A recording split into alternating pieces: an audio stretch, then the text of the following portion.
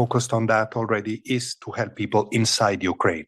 There's much less outflow of people. The big outflow was really in the initial 2 months of the war, if you recall.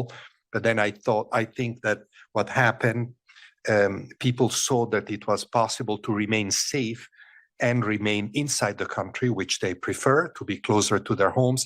So we continue to see displacement inside Ukraine, but much less or almost not at all outside displacement. Of the people outside, especially those in Europe that are just over 5 million, so the bulk, some people do go back and forth. But the return has not been in very huge numbers. IOM estimates about 900,000 people have returned. This is an estimate because it's very, very difficult to count because of the pendular movement. Some of those people, by the way, are now displaced because they don't go back.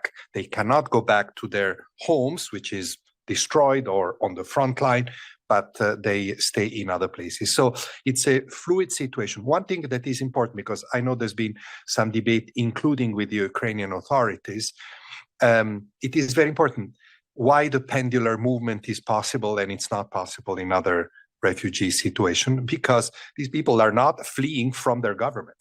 They're fleeing from the occupation and the invasion and the bomb and the Russian bombing. They're not fleeing from the Ukrainian. They're still refugees. That's how we call them, because they flee from war, but not refugees from their government. I want to say that very clearly in case there is any misunderstanding in this respect. And a couple of words on what we are launching in addition to what Martin said. So the appeal has two components, inside Ukraine and outside. The outside is called Refugee Response Plan. It is lower in numbers than last year. We're asking for just over $1 billion, basically 1.1 billion. I recall that last year we asked for 1.7. Clearly, more people are included, more people work, there is less, needs are diminishing, and governments and the European Commission are doing a lot, so there is less need for us and our partners. But still, in all countries, especially Moldova, but also in other countries, there is a need to do work. You know, fulfill basic needs, protection needs for those that have particular requirements in terms of access to services or in terms of particular vulnerabilities. Of course, access to education and health, these are very important. Still, we're distributing, including the partners, are distributing cash in many countries. I have to say that Europe has been very exemplary, as you know, through the temporary protection regime that was established throughout Europe in the course of 2022. It's still in place. It's now in place until, I think, spring of 2025. We will have to think of that. They will have to think of that later. If, God forbid, this continues, we don't know. But for the time being, that regime is strong, still exemplary. Still, my message is, please learn from it, because it's a good model for other refugee groups as well, not just for Ukrainians, but for Ukrainians, it's very, very good. Still interesting, if you look at the statistics, the number of kids going to school, refugee kids going to school, is only about 50%. Many learn online, the Ukrainian curriculum and so forth. So it's not that half of the kids don't learn, but those who go to formal school, which is important for children, as you all know, is only half. Likewise, the number of refugees in working age who are employed, Ukrainians, depending on the country, ranges from 40 to 60%. So there's an extra push to be made in terms of inclusion. Many are always waiting to go back home, so there is that self-imposed temporariness, if you wish.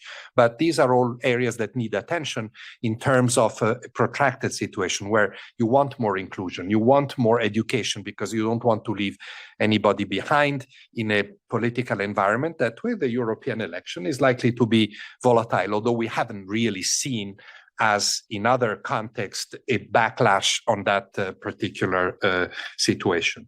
Finally, just to say that, so last year we asked for the refugee component, we asked for 1.7 billion. This year, 1.1 billion. This is normal. Last year, it was well funded. Let's hope it will be this year as well. I remind all of you that we, UNHCR, are not well funded, generally speaking. So I hope that Ukraine, which has been an exception, will remain an exception. Well, I hope that the others will also be better funded, but you know what I mean. I hope that at least funding there will continue to be generous. It's very, very important, especially at the time of competition with so many other situations. Moldova, big focus. The appeal covers 11 countries, I should have said. And by the way, I want to also echo a point Martin made. This appeal, you spoke about 500 organizations. The refugee appeal is over 300 organizations as well, of which interesting 45, so about a sixth, are led by refugees themselves, so are really grassroots. So this localization that everybody's talking about in this context, which has opportunity inside Ukraine and outside, is really working, which I think is a big asset of the operation in terms of cost and effectiveness. And finally, just to say that, like I said, Moldova is a big priority still, although more stable from the refugee side than before. I am going there myself this week. And I'll be also going into Ukraine after Moldova for a few days. I was hoping to be able to go before and talk to you about that, but the logistics didn't allow. So I'll be there from next weekend till the middle of next week. Thank you. Thank you very much, High Commissioner. And just for housekeeping, unfortunately, High Commissioner Grandi has to leave us at 9 o'clock sharp. So I would like to ask those who want to ask questions to High Commissioner Grandi maybe to start. So we can, and Martin. 5 minutes only. Okay, 5 minutes. So, okay, let's concentrate the questions to High Commissioner first. Yeah. Can I ask you to raise your hands for questions to Mr. Grandi, to High Commissioner Grandi? No. Yeah. USG Griffiths will stay a little bit longer. Okay, so let me see if there's any specific question to High Commissioner Grandi, please. Online or in the room? Do I see any hand up? Apparently, yes. Antonio Broto, the Spanish news agency. Antonio, you have the floor. Thank you very much. So, Mr. Grandi, as you mentioned several times, Moldova, can you explain us what is the special needs of refugees in that country, and what are the main difficulties in this? And if you can mention also some of the other 11 countries that are in your plan. Thank you. No, I understood. Yes, I heard. Yeah, I think that it's not that Moldova has more specific needs than the other countries. It's the same vulnerable groups, mental health, by the way, I should have mentioned, big problem growing everywhere. Clearly, the trauma of war, the trauma of separation from family is taking a toll after almost 2 years. So 2 years? Yeah, 2 years. So that is seen in Moldova as is seen elsewhere. The difference with Moldova is that Moldova is outside the European Union, so a little bit less supported by the union's system that across the board are supporting refugees in the other countries. Otherwise, the countries included are, as I said, are 11. The biggest ones, you know which ones they are. Poland continues to be the biggest refugee hosting country. Germany is the biggest refugee hosting countries. We are also operating in the Baltics and throughout Europe, I would say. But don't make mistakes. In most of these countries, our programs, the programs of our partners are relatively small because states are taking the lead, municipalities are taking the lead. Moldova, this is a bit less developed, less structured. So organizations, humanitarian organizations have a little bit more space, but it's going well. It was difficult at the beginning. I remember to set up systems, but already in my visit last year, I could see a lot of progress, excellent cooperation with the Moldovan government, and I trust I'll see the same later this week. Thank you very much, High Commissioner. Any other question? If not, I know you are expected outside from one of our journalists, so we will continue with other questions to Mr. Griffiths. I have seen quite a few hands. Yes, please. Can you introduce yourself? Hi, Michelle Angran for Geneva Solutions. Thank you, Alessandra. Mr. Griffiths, my question is about Ukraine and Switzerland hosted talks yesterday about the 10-point peace formula. I was wondering how involved is the UN with these efforts, which include a lot of the points in the plan are directly or indirectly related to humanitarian needs, and do you foresee any other related initiatives such as the Black Sea grain deal, which we saw, of course, fall apart? But do you see any other similar agreements that could be reached? Thank you. Am I on? Yeah.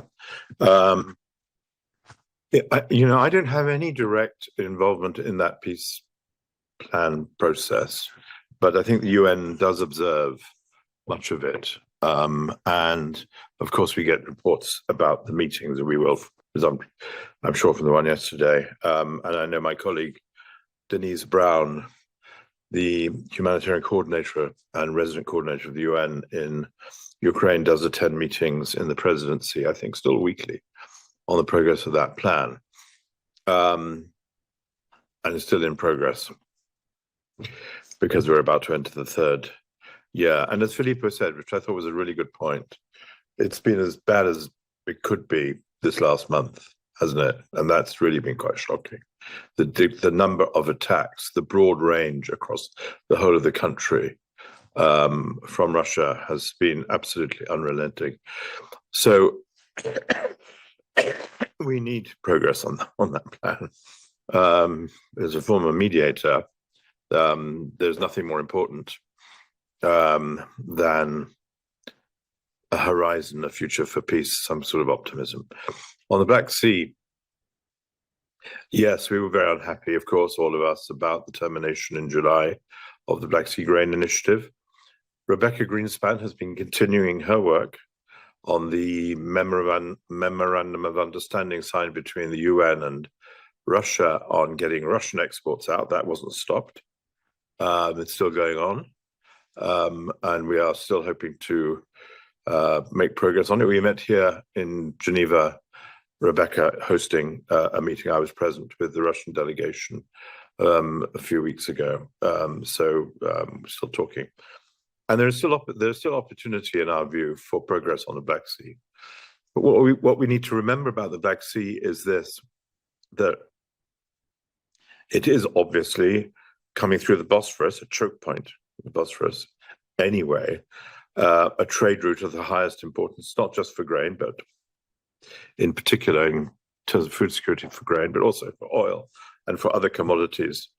And if the war were to, and we have seen signs that it has in some respects, to be extended to make the Black Sea really a war theatre, then of course those exports would be at risk.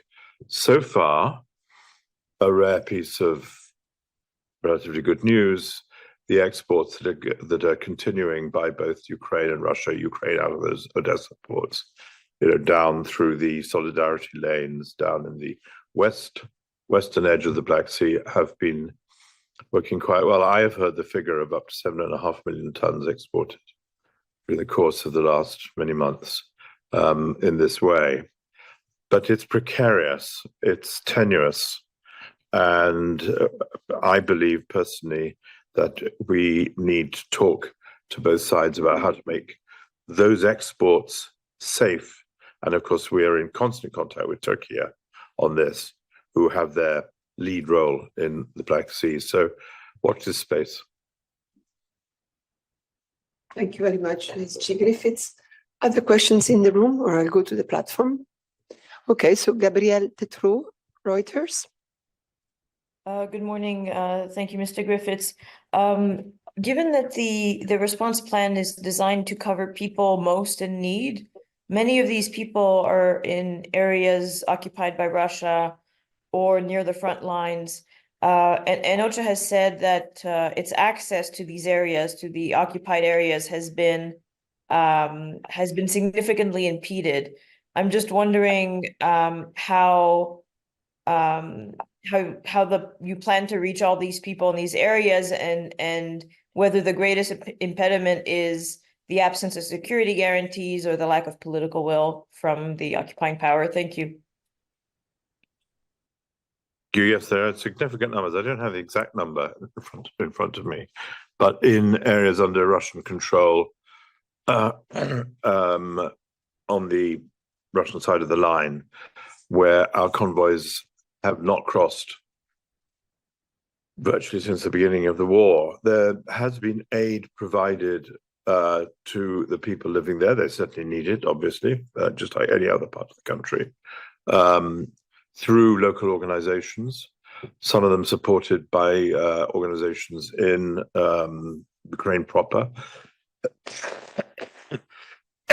Excuse me, but not enough. And we continue to remain in negotiation with the Russian government about how to make access to those people more, how to get access to those people, not even more effective, how to get access to those people who are perhaps in the most urgent of needs, since it has now been 2 years since any real, effective, regular, reliable humanitarian aid has reached them. The lower Donbass, effectively, and elsewhere. And in the front lines, this is the daily life, really, of humanitarian operations inside Ukraine. Yes, to the displaced who are further back in places of safety.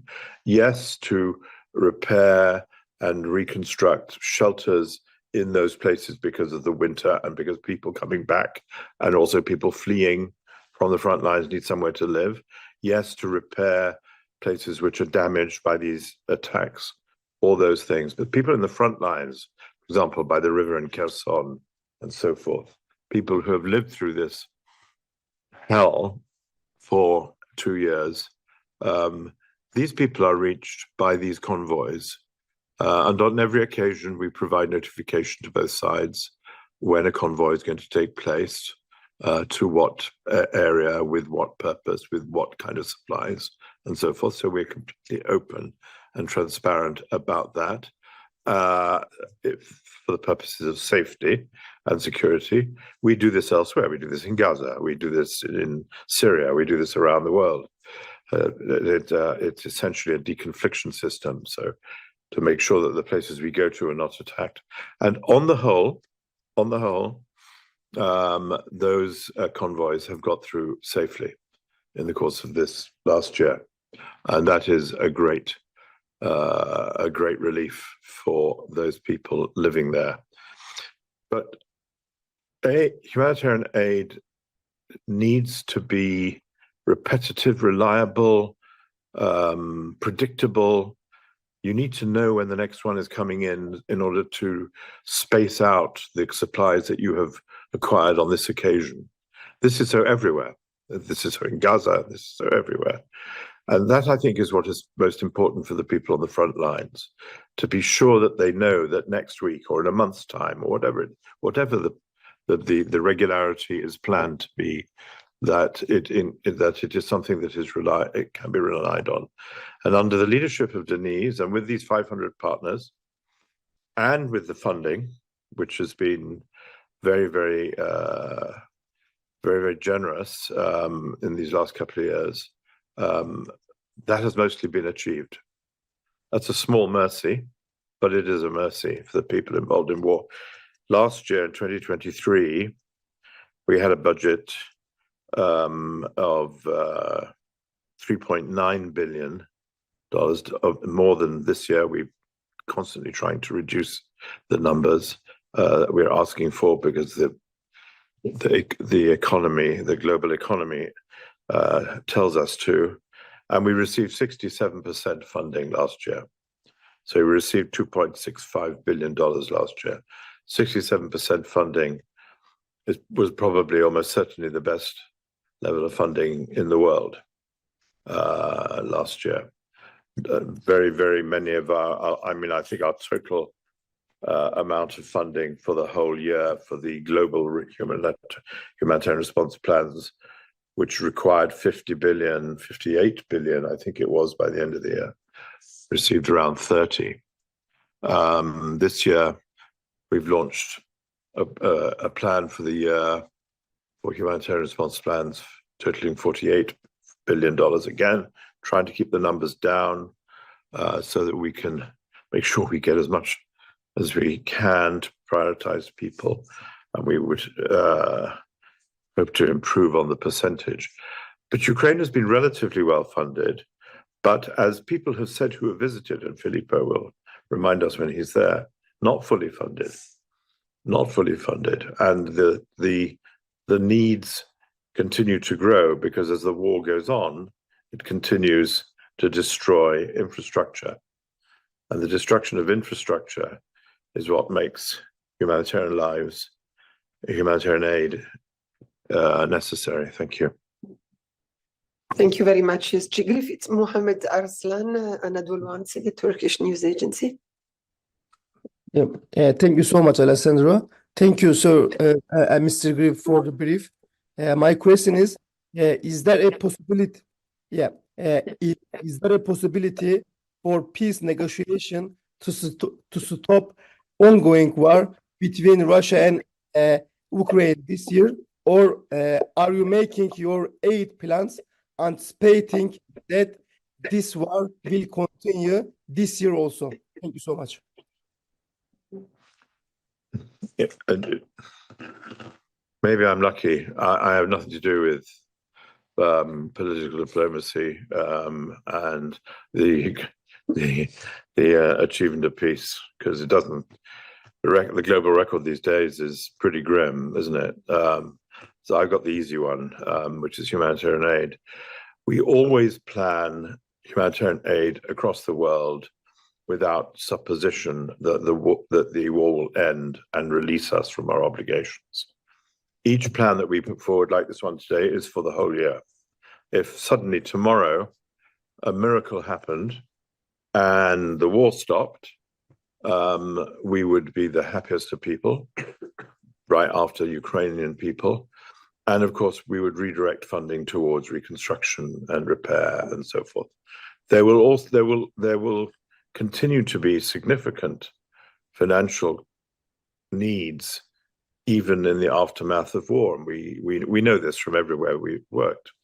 The cost of reconstruction, of making homes safe, of demining, especially demining agricultural areas, of the repair of the Kakoba Dam, which has still not been repaired, which was impacted, remember, last July, I think it was. There will always be costs, but this plan is based on the pessimistic assumption that the war will continue through 2024. Lisa Schlein, Voice of America. Thank you, Alessandra, and good morning to you. Yeah, I've got a couple of questions. One is you just said that the needs will rise as the war goes on, true. And so I'd like your reaction to the fact that support appears to be waning for Ukraine from the United States, from European countries, and what your concerns are about that in terms of the continuance of the war and the acceleration of the damage and the needs that will be growing. And are you concerned that if Russia does indeed gobble up Ukraine, that its appetite to go after other countries will accelerate as well, and this will create more work for you and other humanitarian agencies? And then secondly, is there any, do you have any sort of interaction with the Russian government? And what do you know about the people the Ukrainians who are living in the Russian occupied territories? Apparently you're not able to get to any of them. What are your concerns about that? Thank you. Well, I think I answered the second question already. I think it was the first question I was asked. It's about access to these people and how aid is delivered, has been at a very low level by local organizations throughout. And our own access has been impossible for reasons of safety and security. and we have not been able to do it. We've made many representations. We've had many discussions with Russian authorities about it, and we have not yet succeeded in coming to an agreement as to how we can deliver aid responsibly according to our usual norms to those people directly. It can be done through cash, of course. Cash is, one of the ways in which, and particularly last year, we saw a huge increase in cash globally as a way of delivering aid, and cash crosses lines, through the internet. In 2023, cash assistance reached 4 million people in Ukraine, with $580 million dispersed through cash. The by far largest amount, of course, in areas under Ukrainian control, because there are complications providing cash into those Russian-held areas to do with banking and so forth. But cash is a means of getting aid to people who need it in places like that. The first question, well, I'm not going to get into the business of Russia gobbling up any countries. Again, that's not my business. I'm focused on aid where it is needed now. The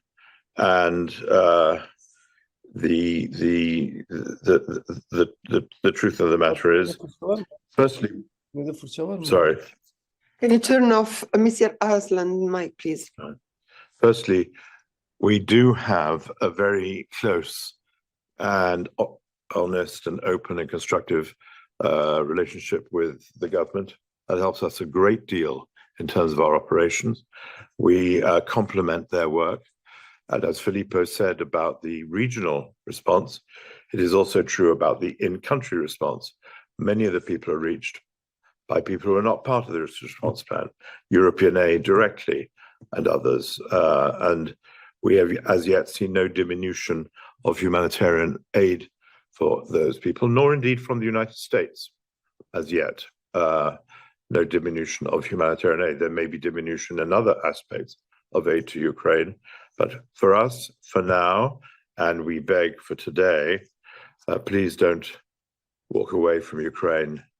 The people of Ukraine need us today as much as they did on the 22nd of February, 2 years ago. Thank you. Can I take a last question? Sure.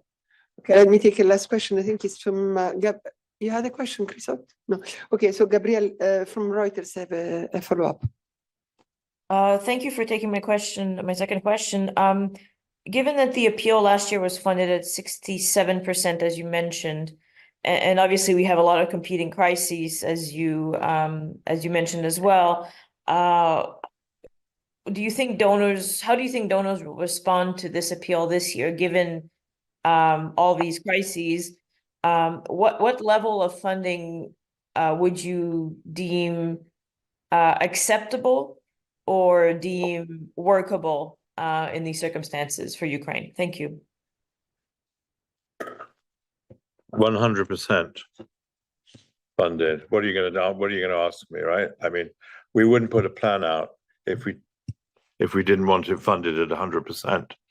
We have already reduced the numbers of those we seek to reach to 8.5 million from whatever it is, 14.6 million. So we've already reduced those to the priority needs. And every single plan that we put out is very, very strictly prioritized. You will see that as we go through 2024, where we have reduced, as I said earlier, the overall ask from 58 billion down to 48.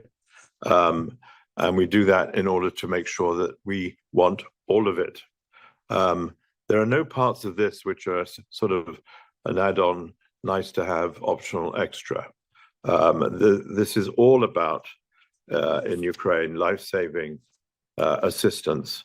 And we hope that governments will continue to be generous. Of course, you're right, and the burden of your question is that the competition for funding is getting greater. There's no question about it. And as we go into 2024, the competition for funding is going to be more difficult than 2023, even.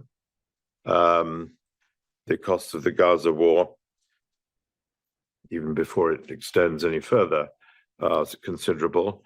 But also, you remember that country that we never talk about? Sudan, which has probably the greatest suffering that you see in many senses around the world today, and which is down around 37% funded, I think, but which is so hard to get onto the screens and to the attention of people precisely because of the competition of places like Gaza now and Ukraine as it was. Getting attention, your attention, and I'm not blaming the press, this is a factor of world interest, to these countries makes all the difference. And Sudan is one where I feel the greatest conscience and failure of ours to deliver to the people there. The UN operation is not in Khartoum. It's also been now part of many attacks in Wadi Medina, which is the jump-off point for Khartoum. MSF, as usual, courageous to an extraordinary degree, still gets in and out of Khartoum. ICRC, the same. But Sudan, well, that's a whole nother story for another day. Please, Ukraine today, only asking for a little bit, $3.1 billion, please, by tea time. Thank you very much. Thank you very much, USG Griffiths, and good luck with the official launch of the plan in a moment. Thank you, everyone who has participated in this press conference. I wish you a very good week. Thank you. Let's hope so, and perhaps not such an early one. No, next time. Bye. No.